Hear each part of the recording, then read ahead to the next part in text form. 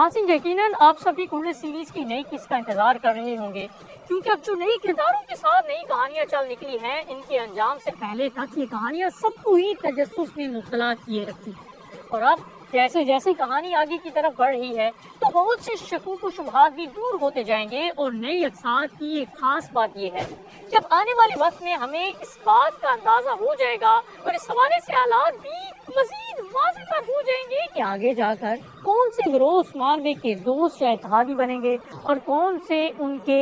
दुश्मन बने रहेंगे। क्योंकि इस वक्त बहुत से गिरोह उस्मान बे के साथ तो जुड़े हुए हैं और उनके खिलाफ भी हैं, लेकिन इन्हीं मामलात की वजह से अब बैंक को गद्दारी का भी सामना करना पड़ रहा है और बाज़ंतीनी उस्मान बे के खिलाफ आए दिन मुश्किलात खड़ी कर रहे हैं। लेकिन नाज़रीन, जब हालिया सीजन में आने वाले बहुत से तुर्क और दीगर ग्रोहों की बात होती है तो इस हवाले से ये सवाल भी पैदा होता है कि इन जंगजू ग्रोहों की आखिर हकीकत क्या है, ये कहाँ से आए थे, तुर्कों के साथ इनके क्या ताल्लुकात थे और फिर इस सीरीज में आगे इनका क्या अंजाम दिखाया जाएगा। और सबसे बढ़कर ये कि तारीखी एतबार से इन ग्रोहों ने किन के खिलाफ इत्तेहाद किया था, क्योंकि सीजन की इब्तिदा में भी ये दिखाया गया था कि उस्मान बे और याकूब बे दोनों ने ही जंगजू ग्रोहों को अपनी सफ़ों में शामिल करने की कोशिश की थी। और ये इस बात का वाज़ेह सबूत है कि ऐसे जंगजू ग्रोह उस दौर में भी किसी भी रियासत के लिए निहायत अहमियत के हामिल थे। और बिल्कुल ऐसी ही तारीखी मालूमात आज हम आपके लिए इस वीडियो में भी लेकर आएंगे, जिसे जानने के बाद उम्मीद है कि आप में से बहुत से दोस्तों को इस बात का अंदाजा हो जाएगा कि अब आगे इस सीरीज में क्या कुछ होने जा रहा है और फिर कौन से किरदार उस्मान बे के साथ होंगे और कौन उनके मुखालिफ। लेकिन ये सब बताने के साथ साथ हम आपको पुलिस टीम की तरफ से फराहम की गई मालूमात भी दिए चलते हैं, जिनके बारे में कम ही बता जानते हैं, और फिर देखते हैं कि बुज़ैक टीम ने इन किरदारों के बारे में क्या मालूमात फराहम की है और इसी के साथ तारीखी आदाद व शुमार पर भी नजर दौड़ाई जाएगी। नाज़रीन, इस सीजन में जंगजू का एक नया गिरोह दिखाया गया, जिनका बज़ाहिर कोई सरदार नहीं और ना ही वो किसी के माताहत हैं और ना ही उन पर किसी की हुकूमत चलती। और इब्तिदा में तो उनको किराए के जंगजू के तौर पर भी दिखाया गया, जो बस अपनी शराइत पर ही लड़ते हैं। बहरहाल, इनमें भी जिन किरदारों को नुमाया दिखाया गया है, इनमें ईमर बुगा,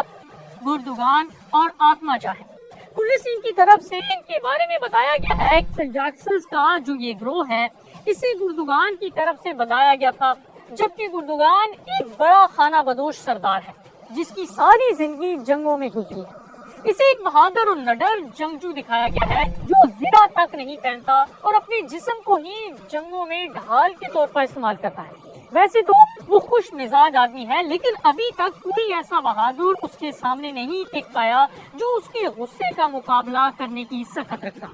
गुर्दुगान एक शरीफ आदमी था, लेकिन तुर्कमानों की हिजरत ने उसे इस इंतहा पर पहुंचा दिया और उसका कबीला किसी मुनासिब वतन की तलाश में कभी एक जगह ठहरता और कभी दूसरी जगह अपने सरहदी सरदार के हुक्म से पड़ाव डाल लेता। लेकिन गुर्दुगान अपने सरदार की तरह नहीं सोचता था, जो कि अपने कबीले के लिए सिर्फ एक जमीन या वतन हासिल करने पर खुश हो जाए। गुर्दुगान को कुछ और भी चाहिए था और फिर आखिरकार उसने अपने काबिल एतबार एल्फ्स के साथ ये कबीला छोड़ दिया और यूं गुर्दुगान ने सल्जाक्सस के नाम से जंगजू और बहादुरों का एक ग्रोह बनाया और अब वो बाज़ंतीनी काफिरों पर बिजली की सी तेजी के साथ हमले करने वाले मशहूर हो गया।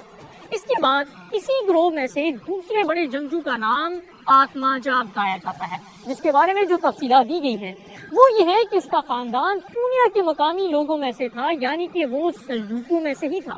मंगोलों के हमले के नतीजे में वो अपने खानदान के अफराद से महरूम हो गया, यानी कि उसके खानदान के अफराद इस दुनिया से रुखसत हो जाते हैं और वो जिंदा रहने के लिए जराइम की दुनिया में चला जाता है। ये बेघर लोगों का एक ग्रोह बनाता है और डाके डालना शुरू कर देता है और इसके साथ साथ वो मंगोलों और सल्जूकों के काफिलों पर भी हमले करने लगता है। इस दौरान वो पकड़ा भी जाता है और कैद में चला जाता है, लेकिन एक मर्तबा कैद से बाहर आने के बाद उससे सल्जाक्सस के बारे में सुनाई मिलती है और उसके बाद वो इसी ग्रोह का हिस्सा बन जाता है।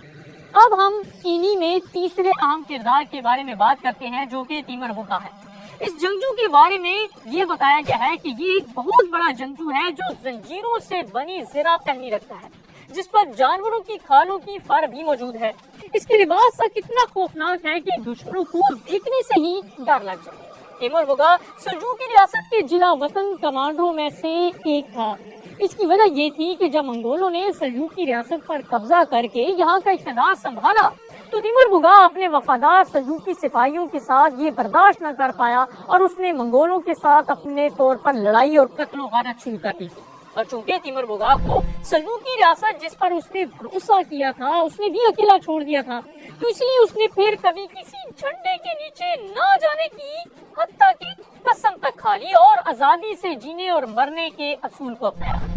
یعنی ان کرداروں کو ایسے تاریخی کرداروں کے طور پر دکھایا گیا جو کہ ایک پہلے سے موجود ترکوں کی سلجوق ریاست کے خاتمے پر منظر عام پر آئے تھے اور بعد ازاں کائیوں کی صفوں میں شامل ہوتے چلے گئے۔ لیکن کیا ایسے دستے یا اسی طرح کے جنگجو واقعی عثمانیوں کے پاس تھے بھی یا نہیں؟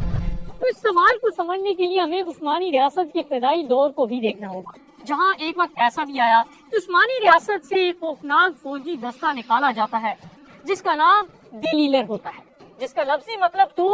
پاگل آدمی کے ہیں، لیکن اس کے مفہوم کو آپ اس طرح سے لے لیں کہ ایسے جنگجو کو جنگی میدانوں میں اپنے جوہر دکھانے اور دشمن کو دھول چٹانے کا جنون تھا۔ یہ جنگجو اپنے جسموں کی طاقت، اپنی خوفناک آوازیں جو وہ لڑائی کے دوران نکالا کرتے تھے اور میدان جنگ میں اپنی بے مثال شجاعت اور عجیب و غریب بہادرانہ کارناموں اور جانوروں کی کھالوں سے بنائے گئے کپڑے پہننے کی وجہ سے بہت مشہور ہو گئے تھے۔ ایسے جنگجو پر دلیلر کے نام سے ایک فلم بھی بن چکی ہے۔ اب ممکنہ طور پر ایسی جانبازوں کو کل سیریز میں سنجاکسس کے طور پر دکھایا گیا، کیونکہ ان میں سے کہیں بھی کسی بھی جنگجو کے بارے میں یہ نہیں لکھا کہ ان میں سے کوئی منگول، تاتاری، وائکنگز یا بازنطینیوں میں سے کوئی تھا، بلکہ اس حوالے سے ایک ترک ریسرچر کے مطابق سنجاکسس اصل میں خانہ بدوش ترک قبائل سے تعلق رکھنے والے لوگ تھے، جو نہ تو کسی کو فالو کرتے تھے اور نہ ہی اب ان کا کوئی قبیلہ یا کوئی پرچم تھا، اور ان کا اوریجن ماضی میں جا کر قفقاز قبیلے سے جا ملتا ہے۔ اور ان میں سے دو جنگجوؤں کا تعلق قونیہ سے بتایا گیا، یعنی کہ جب عثمان غازی نے بازنطینیوں کے خلاف علم جہاد بلند کیا تو وہ سلجوقی جنگجو عثمان غازی کے جھنڈے تلے شامل ہونے کے لیے جوک در جوک اکٹھے ہونا شروع ہو گئے۔ اور اس سے یہ بات واضح ہوتی ہے کہ خلص عثمان کی آنے والی اقساط میں عثمان غازی سنجاکسس کو اپنے ساتھ ملا کر جنگوں میں لڑتے ہوئے نظر آ سکتے ہیں،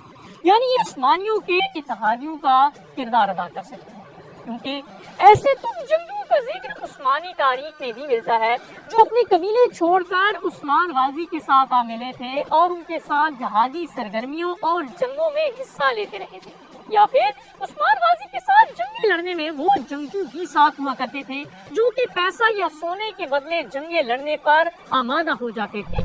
اور پھر وہ اس کام کا باقاعدہ معاوضہ بھی طلب کیا کرتے تھے۔